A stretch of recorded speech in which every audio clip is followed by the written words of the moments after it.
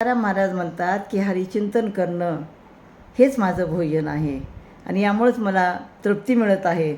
आणि म्हणून काय म्हणतात अभंगातनं, रुची रुची घेऊ गोडी, प्रेमसुख झाली जोडी, काळ जाऊ नेदू वाया, चिंतू विठोबाच्या पाया, करू भजन भोजन, धनी येऊ नारायण, तुका म्हणे जीव झाला, होय तुझ्याने विठ्ठला.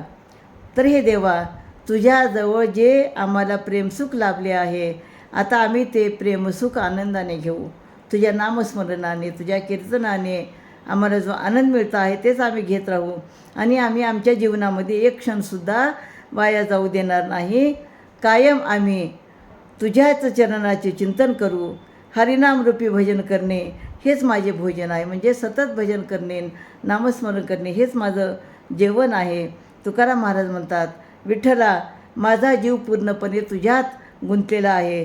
तुझ्यामुळंच माझे जीवन धन्य झाले आहे. खरे जर पाहिलं तर अध्यात्मामध्ये जेव्हा आपण नामस्मरण करतो, कीर्तन ऐकतो, तेव्हा आपल्याला ते कीर्तन ऐकून, अभंग ऐकून अगदी मन तृप्त झाल्यासारखं वाटतं.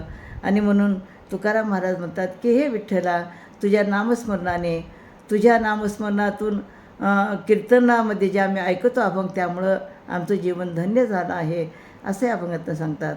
रामकृष्ण.